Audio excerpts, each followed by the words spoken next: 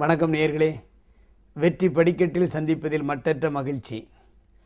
பட்டுக்கோட்டை கல்யாண சுந்தரனார் பாடியது போல திருடாதே பாப்பா திருடாதே என்று அழகாக பாடுவார். திருடனாய் பார்த்து திருந்தாவிட்டால் திருட்டை ஒழிக்க முடியாது என்ற கருத்து நமக்கெல்லாம் தெரியும். ஒரு ஆசிரமத்தில் ஒரு 40 மாணவர்கள் படித்து கொண்டிருந்தார்கள். அது ஒரு குருகுலம். எல்லோருக்கும் நன்றாக பாடம் எடுத்து கொடுத்தார்கள். நல்ல குணநலங்களை சொல்லி கொடுத்தார்கள்.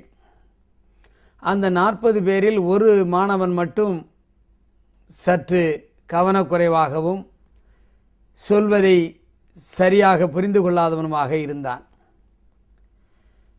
அந்த ஆசிரமத்தில் சின்ன சின்ன திருட்டுகள் போய்கொண்டிருந்தன. பென்சில், ரப்பர், நோட்டு என்று. அங்கே பயின்ற மாணவர்கள் அதை செய்கின்றவன் ஒரே ஒரு மாணவன்தான், அவன்தான் எல்லா தவறையும் செய்து கொண்டிருக்கிறான் என்று அந்த குருவிடம் சொன்னார்கள். அந்த குருவிடம் எத்தனை முறை சொன்னாலும் அவர் அந்த பையனை கூப்பிட்டு கண்டிக்கவில்லை. எனவே மற்ற மாணவர்களெல்லாம் ஒரு நாள் ஒன்று சேர்ந்து, நாம் இன்று நமது குருவிடம் சென்று அவனை தண்டிக்காவிட்டால் அல்லது நடவடிக்கை எடுக்காவிட்டால் நாங்களெல்லாம் இந்த குருகுலத்தை விட்டு வெளியே போய்விடுவோம் என்று சொல்ல வேண்டும் என்று சொல்லி அந்த குருவுக்கு முன்னாடி சென்றார்கள். அவர்கள் போகின்ற பொழுது அந்த தவறு இழைத்த அந்த பையனும் கூடயே சென்றான். அவனுக்கு என்னவென்று தெரியாமல் குருவிடம் சொன்னார்கள், குருவே, நாங்கள் பலமுறை உங்களுக்கு அந்த திருட்டு சம்பந்தமான விஷயத்தையும் தவறுகளையும் சுட்டி காட்டினோம். ஆனால் நீங்கள் எந்த விதமான நடவடிக்கையும் எடுக்கவில்லை. எனவே நாங்களெல்லாம் அவன் மீது தண்டனை கொடுக்காவிட்டால் அல்லது நடவடிக்கை எடுக்காவிட்டால் இந்த குருகுலத்தை விட்டு வெளியே போய்விடுவோம் என்று குருவிடம் சொன்னார்கள். குரு ஒன்றுமே சொல்லாமல் அமைதியாக இருந்துவிட்டு, நீங்கள் என்ன சொன்னாலும் நான் அவன் மீது எந்த விதமான கண்டிப்பும் காட்ட முடியாது. காரணம், அவன் என்ன செய்கிறான் என்று அவனுக்கே தெரியாது. அவனுக்கு மனநிலை எப்படி இருக்கிறது? அவன் சிறு சிறு தவறுதானே தான் செய்கிறோம் என்பதை கூட அவன் கவனத்தில் கொள்ளாமல் அதை செய்து கொண்டிருக்கின்றான்.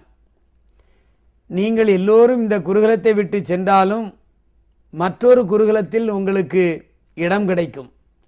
காரணம், நீங்கள் எல்லாம் கற்றுக்கொண்டு விட்டீர்கள்.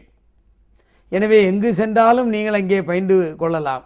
ஆனால் சரியாக புரிந்து கொள்ளாமல் தான் என்ன செய்கிறோம் என்பதை புரியாமல் நடந்து கொண்டிருக்கின்ற இந்த மாணவனை வெளியே அனுப்பினால் யாரும் இவனை சேர்த்து கொள்ள மாட்டார்கள்.